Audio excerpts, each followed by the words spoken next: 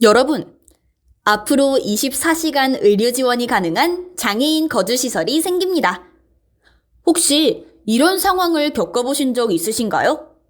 체중증 장애를 가진 가족을 혼자 돌보기 너무 힘들어. 시설에서 충분한 치료를 받지 못해 병원에 가야 하는데 이동이 너무 어려워. 긴급 상황에 바로 대응할 수 없어서 불안해. 가족이 새벽에 아프면 어떡하지? 많은 분들이 가정에서의 돌봄의 한계를 느껴 장애인 거주시설의 도움을 받고 있지만 기존 시설에서도 충분한 의료 서비스를 제공받기 어려운 게 현실이죠.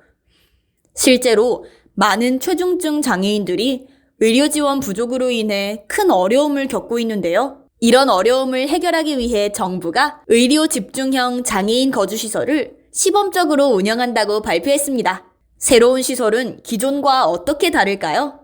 체중증 장애인들은 어떤 의료 지원을 받을 수 있을까요? 힐빈케어에서 핵심 내용만 쏙쏙 정리해 드릴 테니 끝까지 함께 해주세요. 먼저 왜 이런 의료 집중형 거주시설이 필요한지 원인을 살펴봐야겠죠? 현재 체중증 장애인들의 가장 큰 문제는 지속적인 의료 지원 부족이라고 해요. 체중증 장애인은 의사소통이 어렵고 일상생활에서 타인의 도움이 필수적이에요. 그래서 가족들이 24시간 돌봐야 하는데 현실적으로 너무 힘든 일이죠. 시간이 지날수록 환자도 보호자도 지치게 되고 경제적, 심리적 부담은 점점 커질 수밖에 없어요. 또한 기존 장애인 거주시설에서는 의료진이 상주하지 않아 응급상황 발생 시 신속한 대응이 어려워요. 병원과 시설을 오가며 치료를 받아야 하지만 체중증 장애인은 한 번 이동할 때마다 몸에 엄청난 부담이 되기 때문에 현실적으로 아플 때마다 치료받기란 어렵죠. 즉, 이러한 이유로 단순한 생활 지원을 넘어 24시간 의료 서비스가 가능한 의료 집중형 장애인 거주시설이 새로 생기게 된 것이랍니다.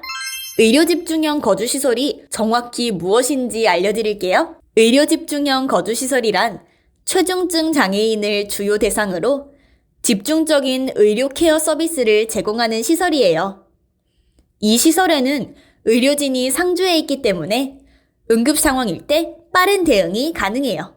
기존의 장애인 거주시설은 식사, 위생, 간단한 돌봄 등의 기본적인 건강관리만 도왔다면 의료 집중형 거주시설에서는 의료 케어 서비스와 생활 지원을 통합적으로 제공하기 때문에 병원과 생활 공간이 결합된 형태라고 보면 돼요. 더 구체적으로는 어떤 지원이 이루어질까요?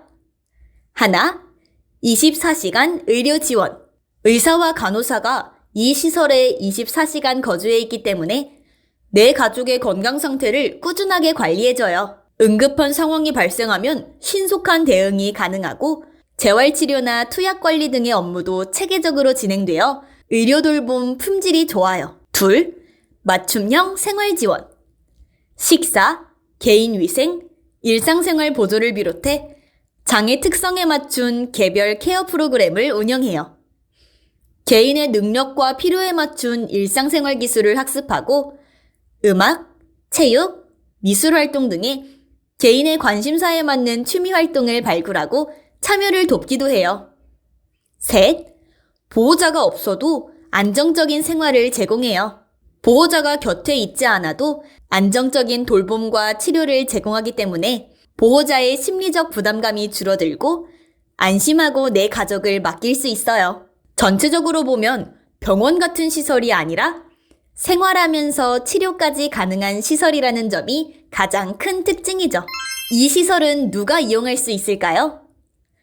입소 대상은 24시간 의료관리가 필요한 체중증 장애인과 가정에서 돌봄이 어려운 중증 장애인이에요. 추가적으로 자해와 타해의 도전 행동이 심해 기존 돌봄 서비스를 받기 어려웠던 발달장애인도 입소할 수 있다고 해요. 입소 신청은 거주지 관할 복지기관 또는 지자체에서 신청 가능해요.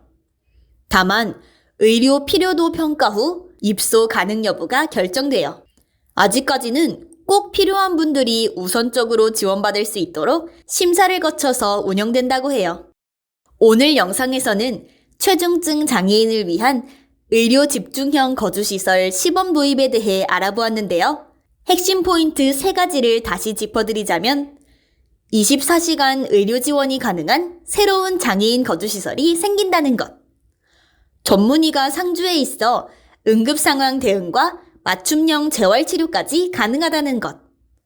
체중증 장애인을 비롯해 도전행동이 심한 발달장애인까지 입소 가능하다는 것. 알아두시면 좋은 정보가 될 것 같습니다. 초기 운영이 제대로 이루어질지, 시설이 충분히 확대될 수 있을지 앞으로 지켜봐야 할 부분이 많은데요.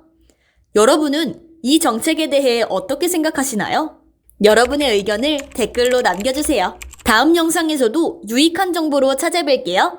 베리어 프리를 사회적 약자에게 안내하는 길잡이 힐빈케어였습니다. 감사합니다.